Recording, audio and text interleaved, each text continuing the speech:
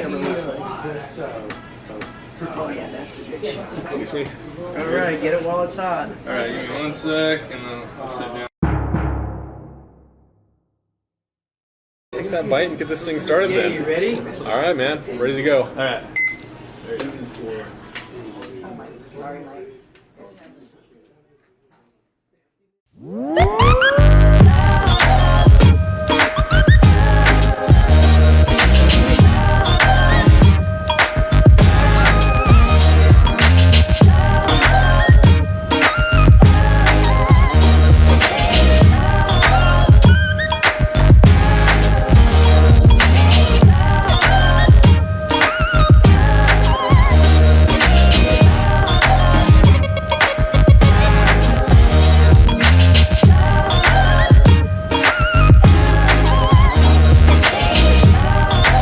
This giant thing in front of me is the 72-ounce steak challenge at the Wedgwood Broiler in the Wedgwood neighborhood of Seattle.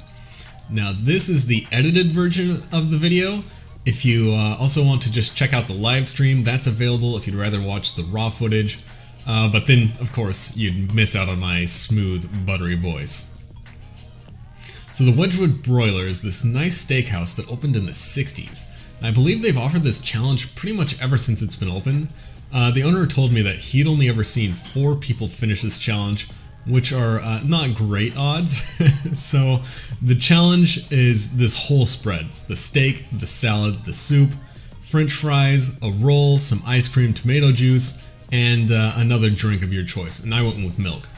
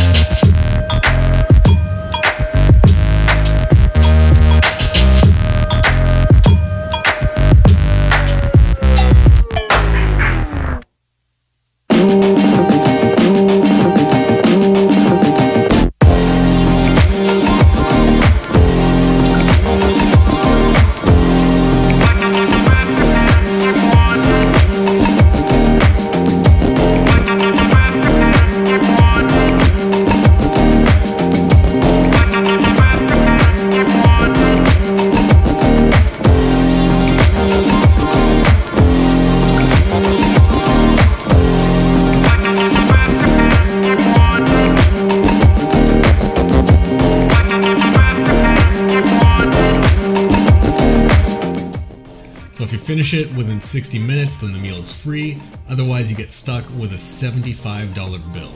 Now that's a 4.5 pound steak with a nice spread alongside it. That sounds difficult, and they go out of their way to make sure it's even more challenging at every turn. So basically, the whole challenge is the steak. Everything else is barely an accoutrement on the side.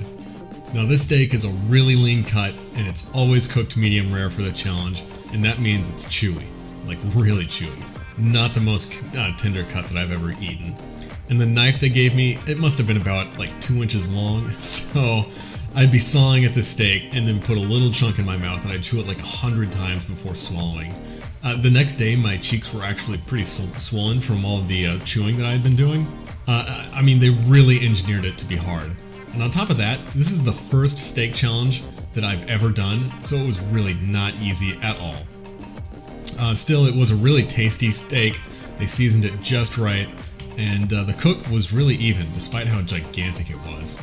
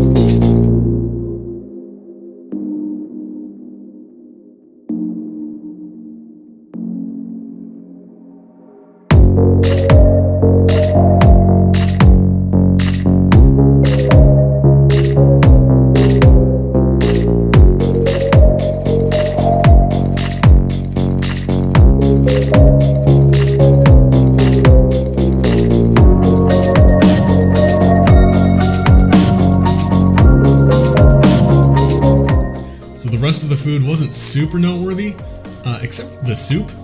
You don't really think about soup very often, but their soup was actually really great. It was like a cross between a classic French onion soup and some homemade chicken noodle soup. It was made in-house, really delicious. I could imagine like getting a bowl of this every day during those dark, cold, rainy winters in Seattle. And the owner was there to watch the challenge, basically to make sure that there was no cheating going on, but he was a really cool guy and having him there was a good time. And there were also these two ladies who stayed after their meal just to watch. They were really excitable, and it was kind of cool to have a small audience. It just made the challenge a little bit more fun.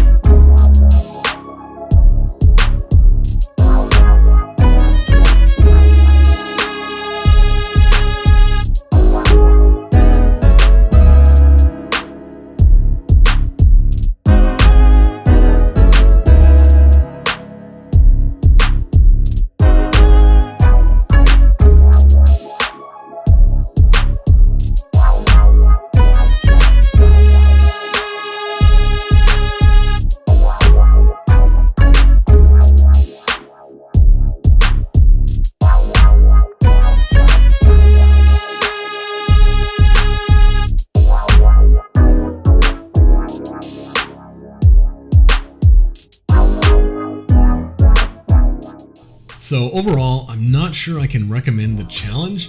It's difficult, it's really expensive if you fail, and you need to set it up like well in advance. Like I had to call a couple of weeks beforehand to make sure that they ordered the meat and made sure that the owner was there to officiate the challenge. So if you're an experienced competitive eater, then it might be one for you. but it's way harder than it looks on the surface, and it's probably not the one to try for your first challenge. Now, if you want just a bite to eat, like that's a totally different story. There's great food, an open kitchen, a really relaxed atmosphere. It's an awesome place to grab a bite, and it seems like the kind of place that you could become a regular and eat at like every week for the rest of your life. So hey guys, I hope you enjoyed the video. Watch till the end, and until next time, you guys peace out.